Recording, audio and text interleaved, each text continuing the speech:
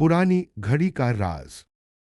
रात के सन्नाटे में शहर की पुरानी बस्तियों में एक अजीब सी खामोशी रहती थी। संकरी गलियों के बीच खड़ी हवेलियां अब जर्जर हो चुकी थी। उन्हीं हवेलियों में से एक थी राय साहब की हवेली, जो लगभग 100 साल पुरानी थी। लोग कहते थे कि वहां की हर चीज में कोई ना कोई रहस्य छिपा है। सबसे ज्यादा चर्चा जिस चीज की होती थी वह थी हवेली के बैठक कक्ष में रखी एक पुरानी दीवार घर। वह घड़ी हमेशा 12 बजकर 15 मिनट पर रुक जाती थी, चाहे आप उसे कितनी ही बार चाबी क्यों न दे। उसके कांटे आगे नहीं बढ़ते थे। गांव के लोग मानते थे कि उस घड़ी में कोई आत्मा बसी है। बच्चे जब भी हवेली के पास से गुजरते तो आंखें फेर लेते, लेकिन शहर से पढ़ाई करके लौटा अरविंद उन सब बातों पर यकीन नहीं करता था। अरविंद राय साहब का पोता था। उसके पिता का निधन हो चुका था और अब वह अपनी दादी के साथ उसी हवेली में रहता था। दादी अक्सर कहती, बेटा, इस घड़ी से दूर रहा कर, यह हमें कुछ बताना चाहती है, लेकिन इसकी भाषा हम समझ नहीं पाते। अरविंद हंस देता, दादी, यह बस पुरानी घड़ी है, इसमें कुछ नहीं। लेकिन एक रात जब हवेली में बिजली चली गई और चारों ओर अंधेरा छा गया, अरविंद ने देखा कि घड़ी की सुइयां अचानक अपने आप हिलने लगी। घड़ी ने ठीक 12 बजकर 15 मिनट बजाए और फिर उसके भीतर से धीमी सी आवाज आई, मानो कोई फुसफुसा रहा हो। अरविंद डर के मारे पीछे हट गया, लेकिन उसके भीतर एक जिज्ञासा भी पैदा हुई। अगले दिन उसने हवेली की लाइब्रेरी खंगालनी शुरू की। धूल भरी किताबों और पुराने कागजों के बीच उसे अपने दादा की डायरी मिली। उसमें लिखा था, तारांकन, ये घड़ी सिर्फ समय नहीं दिखाती, यह अतीत के रहस्यों का द्वार है। जिस पल इसकी सुइयां 12-15 पर रुकती हैं, उस समय के भीतर छिपा सच कोई खोल सकता है। लेकिन यह राह आसान नहीं। तारांकन। अरविंद के मन में सवाल उमड़ने लगे। उसने तय किया कि अब वह इस घड़ी के रहस्य को जरूर सुलझाएगा। उस रात जब 12 बजे वह बैठक कक्ष में बैठा रहा, जैसे ही सुइयां 12-15 पर पहुंची, कमरे की हवा भारी हो गई। घड़ी की पेंडुलम जोर से हिलने लगी और अचानक पूरा कमरा जैसे बदल गया। दीवारों पर लगी तस्वीरें चमकने लगी। अरविंद ने देखा कि सामने उसके दादा खड़े हैं, लेकिन वे वैसे नहीं थे जैसे उसने बचपन में देखे थे, बल्कि जवान और ऊर्जावान। दादा, अरविंद ने चौंकते हुए कहा।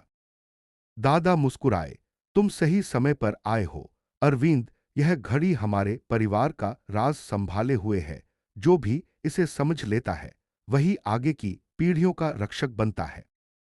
अरविंद ने कंपती आवाज में पूछा, लेकिन दादा, इस घड़ी का रहस्य क्या है? दादा ने कहा, यह घड़ी उस पल पर रुकी है जब हमारे परिवार के साथ सबसे बड़ा अन्याय हुआ था। तुम्हारे परदादा पर झूठा इल्जाम लगाकर उन्हें जेल भेजा गया था। असली अपराधी ने यही चाहा कि सच हमेशा छुपा रहे, लेकिन यह घड़ी हर बार उसी समय पर रुककर हमें याद दिलाती है कि सच को सामने लाना है। अरविंद के शरीर में सिहरन दौड़ गई। दादा ने आगे कहा, तुम्हें उस दिन की सच्चाई ढूंढनी होगी, वरना यह श्राप कभी खत्म नहीं होगा। अचानक दृश्य गायब हो गया और कमरा फिर वैसा ही हो गया। घड़ी की सुइयां स्थिर थीं।